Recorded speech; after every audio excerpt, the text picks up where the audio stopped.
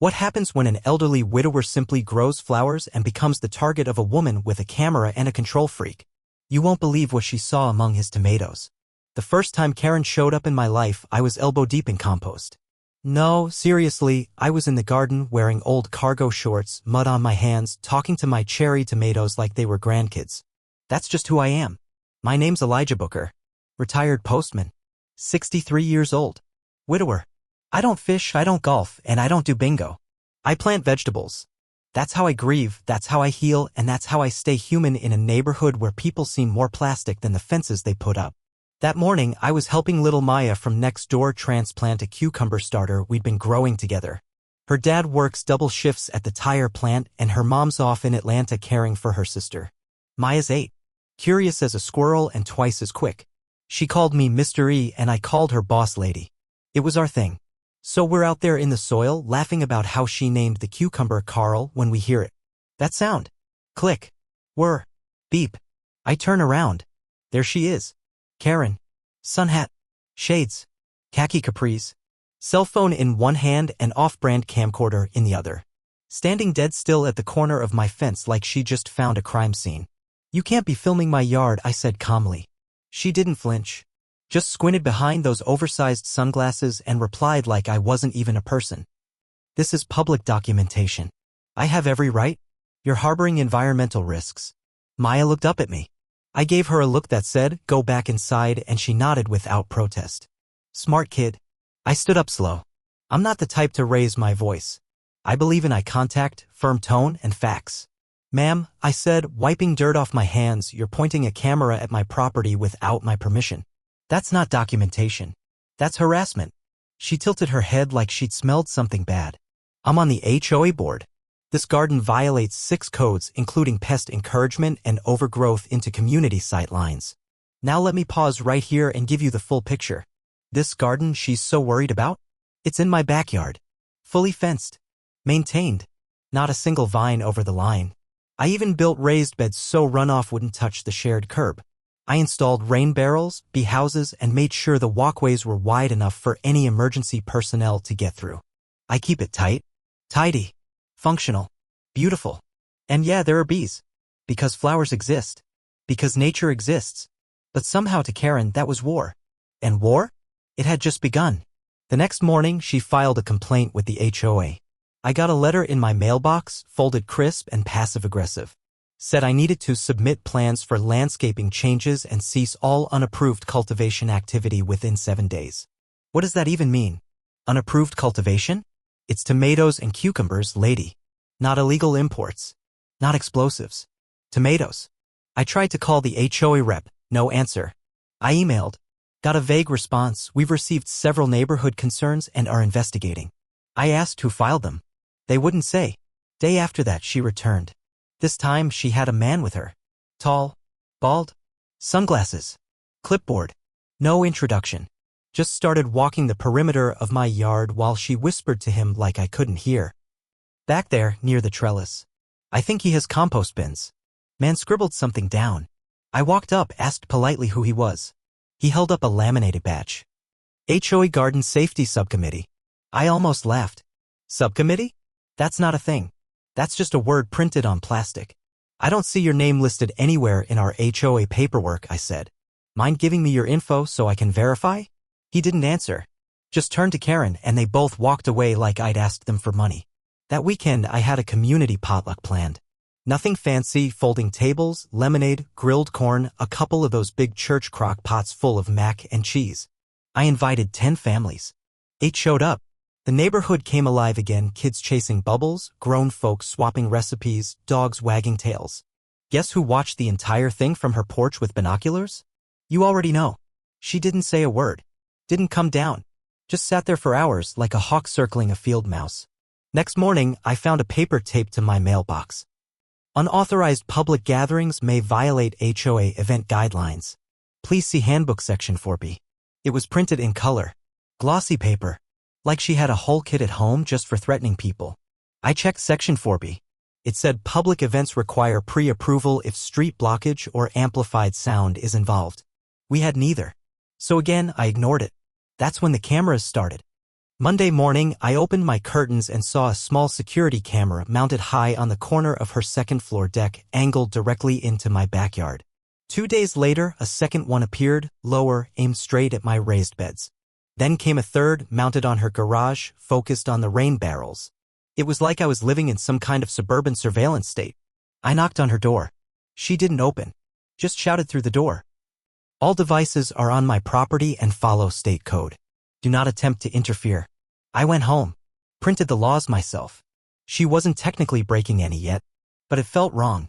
Every move I made in my own space now felt watched. I tried to keep busy. Focus on the garden. I taught Maya how to train cucumbers up the trellis. I invited old Mr. Ramirez over to take some collard greens. I stayed grounded. But that pressure? That heat in the back of my neck? It was there now. Constant. One day I was planting marigolds when I noticed a red blinking light inside the flower bed. A hidden camera. Buried halfway in the dirt, wedged behind a clay frog. My mouth went dry. I didn't touch it. I didn't even blink. I stepped back, called the non-emergency police line, and waited. When the officer arrived, Karen was already outside. Perfectly composed. Arms crossed. "It's not mine," she said. "Maybe he put it there himself. To cause drama." I told the officer to check the footage. He said they'd need a warrant. And HOA disputes were typically civil matters. I could file a report, but without clear proof it was hers, there wasn't much they could do. I asked him, "So I have to live like I'm on reality TV in my own backyard?" He didn't answer. Just scribbled in his notebook and left. Later that week, I installed my own cameras, 3 of them. Not because I wanted to spy, but because I needed proof. Documentation. That's what people want these days, right? Not your word. Not your character. Just footage. That night, I sat in my living room reviewing my own feed. At 3:24 a.m., the screen flickered. There she was. In a bathrobe. In the middle of my garden. Holding a handheld camera. Walking slowly, filming everything. Tomatoes. Water barrels. Compost bin. Raised beds. She zoomed in on my bees. My peach tree. The ceramic all my wife gave me before she passed. She walked through my backyard like she was filming an expose. No shame. No hesitation. Then she stopped. Stared at something near the fence. Her face changed. I don't know what she saw, but she leaned closer. Took 3 steps forward. Then dropped her camera. She bent to grab it, slipped on the mulch, and stumbled backward, hands flailing, knocking over a pot of mint.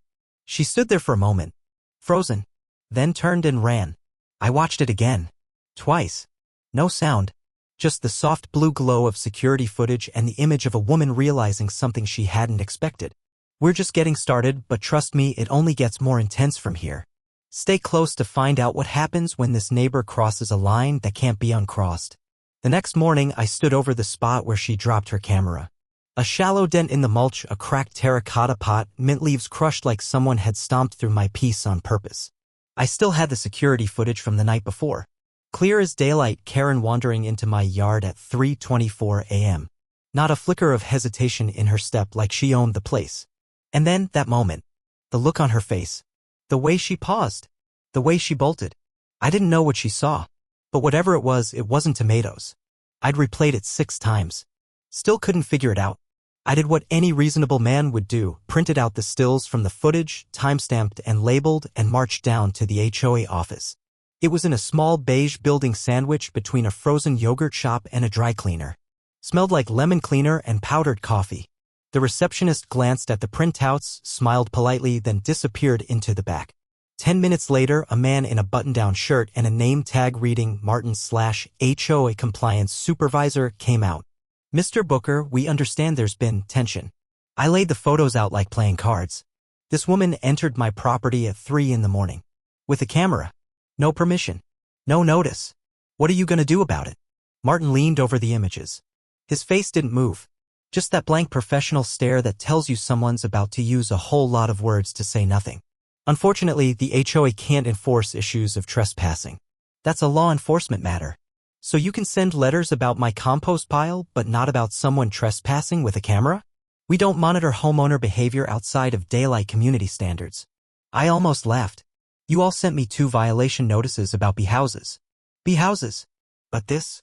Nothing. Martin held up his hands. We'll document your concerns. That's all we can do. That's when I knew I was alone in this. At least, officially. So I got proactive. That afternoon, I called my nephew, Marcus. He's a systems analyst, works in data recovery and cloud security. Nerdy as they come, but brilliant. He offered to help me organize the camera footage. Set me up with a secure storage system, taught me how to flag timestamps, how to isolate motion zones. Within an hour, we had 2 months of archived video sliced, labeled, and backed up. Every time Karen stepped on my property. Every time she pointed a camera. Every package she picked up off my porch and inspected. Yes, she did that too. I started building a timeline. That night, something new happened. She came back. This time in broad daylight. I was pulling weeds near the fence when I heard the click again. I turned around. There she was. On my lawn. Holding a clipboard, cell phone in her other hand, filming as she walked. "You're on private property," I said firmly. "Back off." "I'm conducting a wellness inspection," she replied. "You work for a wellness center now?" As a concerned HOA representative, I'm gathering evidence. There's concern about waste runoff, invasive species, and mold accumulation. "You mean my compost, my cucumbers, and my sprinkler hose?" She kept filming. I pulled out my own phone, started recording. Her tone changed immediately. "Are you filming me?" "Sure am." "Smile." She turned to leave. "Hope your footage turns out better than mine," I called after her. Yours had some real shaky camera work. 2 hours later, a patrol car parked across from my house. I stood on the porch, hands in my pockets, watching as 2 officers slowly made their way up the drive. Calm, measured, just doing their job. But still, that presence, that blue uniform, it stirs up something, even when you've done nothing wrong. "Mr. Booker," one said, "we received a complaint about possible illegal gardening activity and aggressive behavior toward a neighbor." I nodded. "And did the neighbor happen to mention she entered my property multiple times without permission?" They glanced at each other. "We'd just like to ask a few questions."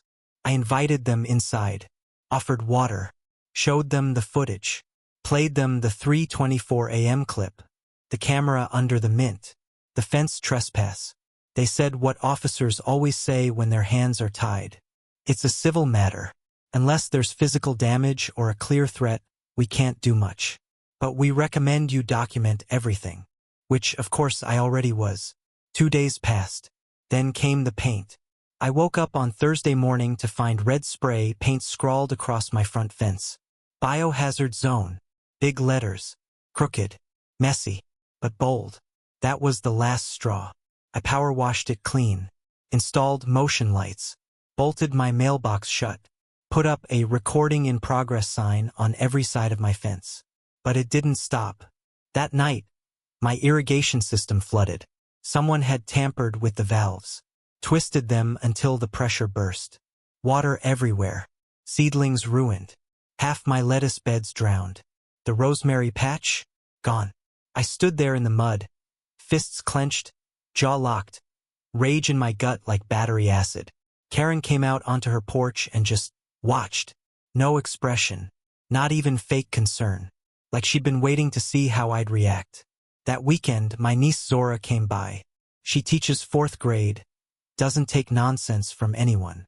She saw the mess, the cameras, the worn-out look on my face, and she said, "Uncle E, this ain't about gardening. She's testing you. People like her don't want rules. They want to control the narrative." She was right, and if she wanted a narrative, I was going to give her one she couldn't erase. So I got organized. I made copies of every HOA letter, printed out each email. I even went to the city planning office and pulled my original land survey. I marked exactly where my property line ended, highlighted every compliance note, and laminated it. No lie, laminated. I wasn't playing anymore. I gave a copy to my lawyer friend Harold. I gave a copy to the local news tip line. And I kept digging. I searched through the HOA filings.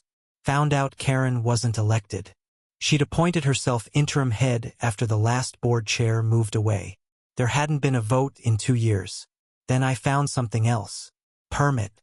Karen had filed a private complaint with the zoning board claiming my garden was a neighborhood hazard due to potential exposure to allergens, unstable soil, and unmonitored wildlife. Unmonitored wildlife? Lady, it's a squirrel and some bees. But she was laying groundwork, trying to build a case that would get me cited or fined, maybe even evicted. I took that permit copy, folded it carefully, and slid it into the same folder as my footage. I wasn't just reacting anymore. I was building something real. Then came Saturday. That was the day it all shifted. The day Karen returned to my garden. She didn't knock, didn't call. I only saw her because I'd gotten a motion alert on my phone. I opened the camera app and there she was, in a hoodie, hat pulled low, tiptoeing through my back gate, holding a camera again. This time she wasn't just filming. She was touching things, lifting leaves, nudging soil. I zoomed in on her face. She wasn't angry. She looked confused, even scared. And then she turned toward the far end of the garden, stopped dead in her tracks. Her mouth moved, like she was saying something. And that's when the expression changed. Wide eyes, blank face, a step back, then another. She raised the camera and dropped it, snapped something with her phone, and ran straight through the gate. Gone. I watched the footage over and over. Whatever she saw, it stopped her cold. And I had no idea what it was. We're on the edge now. What's about to unfold will turn everything upside down. You do not want to miss what happens next. For the first time in weeks, Karen went quiet. After that last incident, her creeping through my garden at sunrise, dropping her camera, and fleeing like she saw a ghost. She didn't come out on her porch for 2 whole days. Not once. Her security lights still blinked at night. Her sprinklers still misted that perfect lawn like it was gold-plated. But Karen? She was nowhere to be seen. I didn't trust it. Silence from Karen didn't mean surrender. It meant strategy. Still, I had questions. What did she see? I went to the exact spot where she froze, right by the back edge of the garden, where the raised beds ended and the peach tree bent just slightly over the compost bins. There was nothing strange there, at least nothing to me. Same stone path, same lavender bush, same old garden frog with one eye chipped. Then I noticed something. A tiny crack in the soil, almost like something had been moved. I knelt down, brushing away mulch and damp leaves. There it was, a broken ceramic shard. Pale blue, curved edge. Took me a second to recognize it. A piece of the old wind chime Moni had made, the one that hung from the pergola for years before a storm knocked it down. I'd buried it here. A small thing, personal, sentimental, and Karen had unearthed it. That meant she'd been digging, not just filming. She was prying, touching, disrupting something sacred. I stood up slowly, heart pounding. This wasn't a neighborly dispute anymore. This was trespass of the soul. The following morning, I woke up to something that stopped me cold. My phone was glowing. Dozens of alerts. Texts from Zora, Marcus, even my barber. Uncle E, you seen Facebook yet? She really posted this? You might want to get ahead of this. I opened the link they sent. My stomach turned. Karen had posted a video. The thumbnail showed my garden, but from a distorted angle, like it had been filmed on a phone held low and shaky. The caption read, "Toxic garden exposed. What's really happening behind that fence?" Oh, she went all in. The video was 3 minutes long, cut like a trailer for a courtroom thriller. It zoomed in on the compost bin like it was radioactive. Slow panned over a mason bee house like it was a hornet nest. She even edited the audio to make it sound like buzzing filled the air. And her voice? She narrated like she was on a true crime podcast. What appears to be a friendly vegetable garden may, in fact, be concealing potential code violations, allergens, and unmonitored pest activity. Local residents, including children, are at risk. She used phrases like unchecked biohazard, illegal soil contamination, and threat to public wellness. It had 4,000 views by 9 a.m. By noon, over 15,000. She'd tagged local Facebook groups, neighborhood watch forums, and even a community gardening page with a note. This is not how you care for land. I sat there on my porch, watching my own garden be turned into a public spectacle by someone who didn't know the first thing about growing life. Neighbors I hadn't spoken to in years walked past my house and didn't wave. One lady crossed the street with her dog like I had a moat of snakes around my yard. I felt it. That social heat. That moment when people stop seeing you as a neighbor and start seeing you as a headline. I tried to stay calm. Tried to stay steady. But something inside cracked. And I realized this wasn't about plants anymore. This was about dignity. About territory. About a system that lets loud, confident people invent authority and turn decency into suspicion. So I made a decision. If she wanted to film something, I'd give her a show worth remembering. That weekend, I hosted a workshop. Yes, public workshop. I invited the local scout troop, the library's environmental club, my niece's 4th grade class, even some folks from the university's botany department. We put up flyers, shared it on the community board, called it Urban Garden Rescue, Rebuilding Biodiversity in Suburbia. And folks came, more than I expected. Families, students, retirees. Even one city council aide showed up with a clipboard and an open mind. We taught kids how to plant pollinator strips. We showed adults how to build compost bins from pallets. We handed out milkweed starters and seed bombs. And Karen? She filmed from her driveway. No subtlety now. She stood there with a full camcorder on a tripod, panning, zooming, shaking her head like we were burning books. She even called out once, "Do you have a permit for this event?" I smiled, stepped toward her. "Sure do. And a guest list if you want to RSVP." That got a laugh from the crowd. Zora brought a cooler of lemonade and stood right next to her, sipping loudly. "Ma'am, if you're gonna watch, at least hydrate." Karen didn't respond, just kept filming. But something was different now. People weren't looking at me like the problem anymore. They were looking at her. That night, I checked my garden cameras. And there it was. The footage from the morning Karen dropped her camera and ran. This time, I zoomed in on the area she stared at. Enhanced the frame. Paused. And I saw it. A framed photo. It had been buried behind the chimes under the lavender. Old. Water damaged. But intact. A picture of Moni. Standing in that same garden 10 years ago, holding up a basket of tomatoes, smiling so wide it hurt to look at. I'd forgotten I left it there. Karen must have seen it, realized she'd crossed a line she didn't understand, and panicked. Because for her, this was about rules. But for me, this was about memory. About legacy. About honoring someone who made this house a home long before Karen learned how to weaponize a clipboard. 2 days later, Karen's Facebook video disappeared. No warning.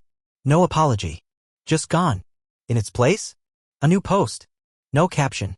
Just a screenshot of the event flyer and a single sentence. Perhaps there's more to this than I realized. No comments allowed. No tags. Just silence. But sometimes silence says plenty. We've come through fire, but there's one more step. One final chapter. Stick around because the conclusion of this story is something you won't want to miss. It was early May when the neighborhood changed. Not overnight. Not dramatically. There wasn't some big announcement or crowd gathered on the lawns. But the shift was real, quiet, deliberate, like a garden waking up from a harsh winter. People started waving again. I'd step out to water the tomatoes and get a thumbs up from the guy across the street. Ms. Luella, who once crossed the road when she walked her poodle, now left little notes taped to my fence. "The bees are lovely. Your basil smells amazing." Even kids on bikes slowed down, curious about the raised beds. One asked me if the rain barrels were part of a science project. I told him they were part of a memory. Because that's what my garden was, really, not just a plot of land, not a war zone, not a political statement.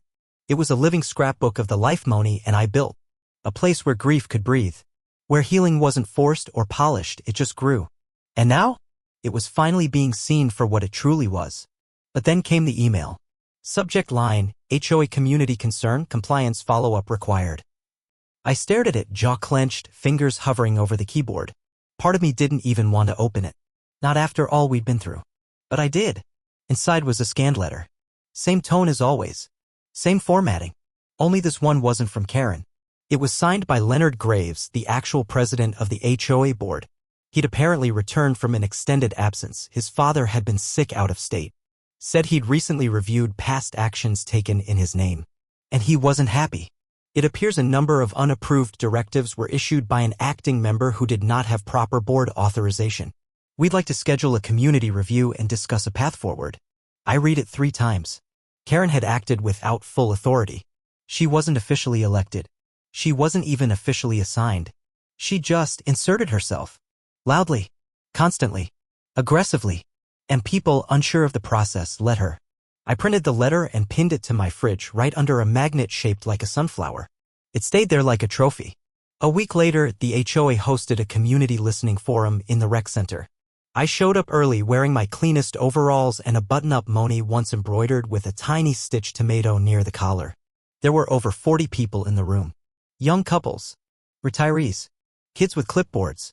A city rep, even Officer Donnelly from the patrol unit came by. And Karen? Oh, she was there. Front row. Not in her usual performance posture, no clipboard, no tablet, no camcorder. Just a plain blouse, khakis, and a look on her face I hadn't seen before. Not anger, not disdain, uncertainty, maybe even discomfort. Leonard took the mic first. Let's be clear. This isn't about fines or citations. This is about community. Somewhere along the way, we lost sight of that. We let procedure become pressure. And we owe some folks an apology. He looked right at me, then stepped aside. People began to speak. Ms. Rodriguez talked about how the garden made her daughter want to become a botanist. The Scotts said the bees helped their peach tree produce fruit for the first time in years. A teen named Corey stood up and said, I used to think this was just some old dude's backyard. Now I come here every Saturday and learn more than I do in science class. I didn't say much, just nodded, took it in. When the floor opened for public comment, Karen raised her hand. The room got quiet. She stood up slowly, took a breath. I didn't mean to create division, she began. I saw things through my own lens. I was new, alone, trying to feel in control of something. I didn't realize how far I'd taken it. She turned to me. Mr. Booker, I was wrong. And I'm sorry. I didn't stand, didn't make a speech, just gave her a look. Firm but not cruel. She held that gaze for a long moment, then sat back down. The room exhaled. The next day, I found a box on my porch. No name, no note. Inside, 3 ceramic frogs, painted by hand. 1 yellow, 1 green, 1 deep red, almost maroon. I placed them under the lavender bush, right where the wind chime shards used to lie. 2 weeks later, I did something I never thought I'd do. I took down the back section of my fence. Just 3 panels. Enough to open the garden up toward the community lot, where kids now wandered through after school. Where Maya brought her friends to pick basil and play Guess That Vegetable. It wasn't about privacy anymore. It was about connection. One evening, I saw Karen standing across the yard, holding a cup of coffee. She didn't speak, just nodded. And for the first time, I nodded back. Not because we were friends, but because sometimes growth starts in silence. Now, when people talk about this neighborhood, they mention the bees, the fresh herbs, the way folks started planting little boxes on their windowsills, the fact that every house on the block now has at least 1 pot of something growing. They don't talk about the videos. They don't talk about the fight. They talk about what bloomed. And that's how you know a garden wins. Not when it's untouched, but when it spreads.